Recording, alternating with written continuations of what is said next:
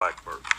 Thank you, Mr. Chairman. And Director Patel, thank you ever so much for being with us today. And I want to thank you for your commitment to fight violent crime in Memphis. And when you first came to meet with me before your hearing here, I gave you the stats on Memphis, Tennessee, and their crime rates. And then you committed then and again at your confirmation to help us. You have been true to your word, and we are very, very grateful.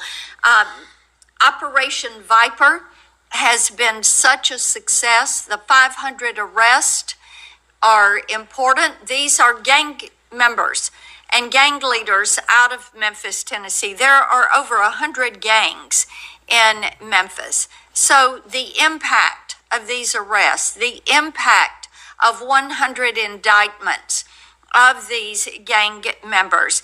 And now we have a U.S. Attorney's Office that will actually prosecute violent crimes and actually take up and prosecute federal gun crimes.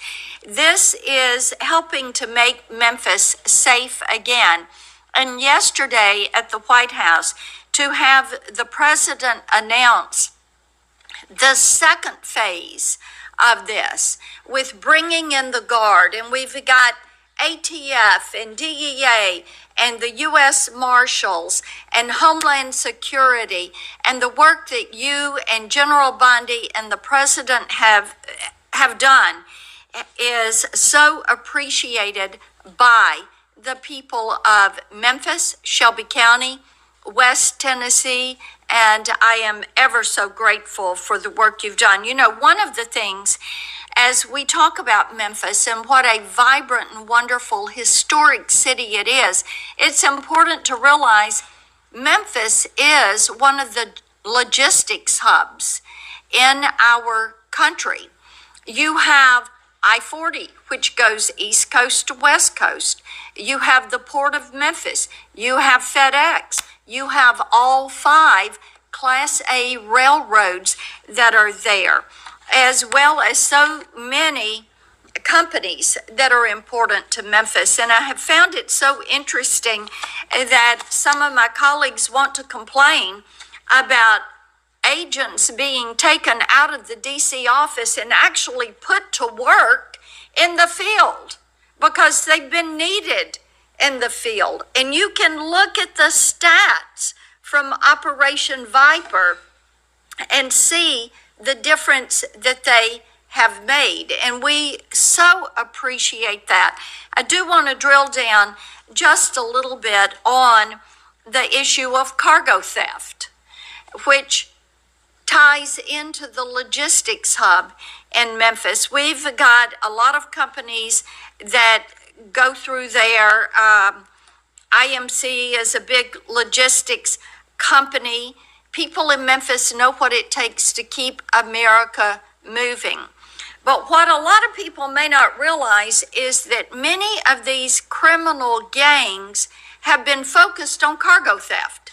This is how they pay for their activities. So in addition to the carjackings and the home robberies and the smash and grabs and some of the human and sex trafficking, they've gotten into cargo theft. And cargo theft in Memphis has increased over 5,000%.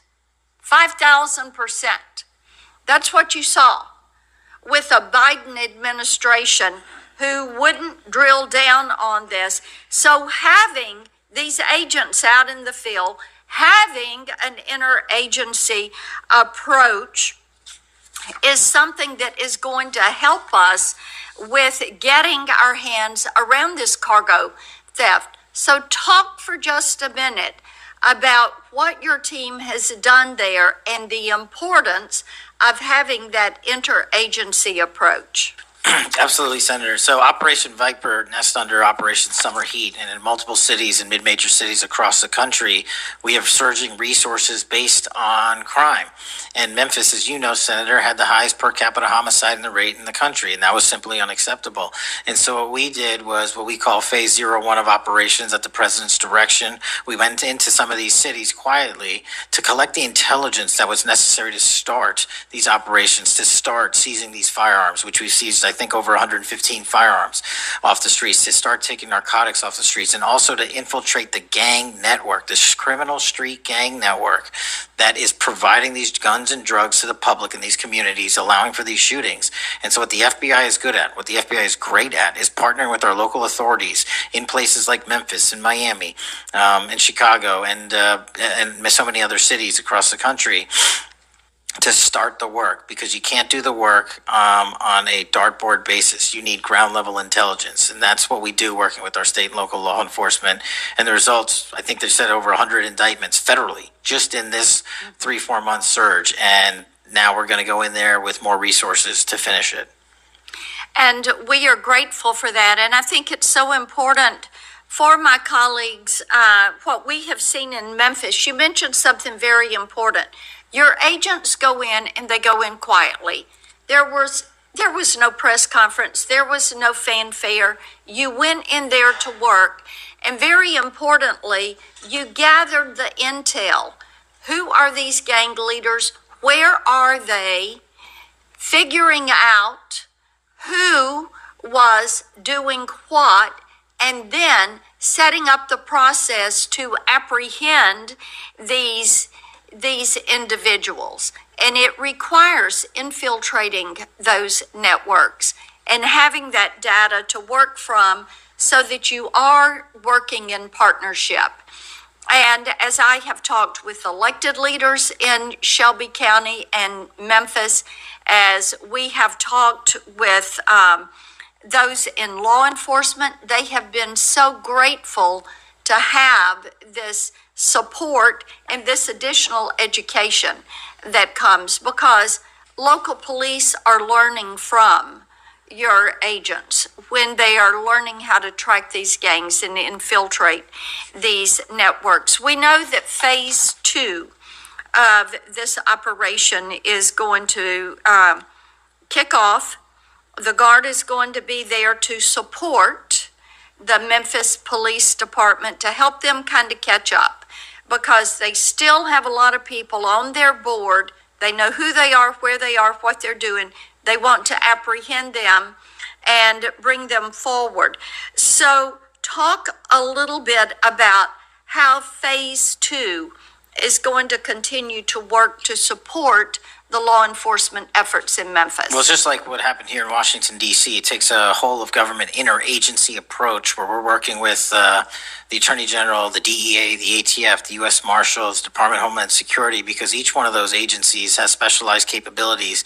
And when we surge together to work off of the ground level intelligence was collected, you see what happened in Washington, D.C. here. And that's the next phase of it, because you are able to utilize the National Guard to set up border perimeter operations. So when you go into an area, you have the secure workspace to get in there and stay in there. The key here, Senator, is sustained criminal investigations and sustained prosecutions that clear Memphis, like we did Washington, permanently, and leave behind a blueprint for what local law enforcement can do with our federal partners to sustain that. We don't want to go backwards, and that's critical, but we're in the next step. Sustaining it will be the last one. Well, and we certainly appreciate that. I do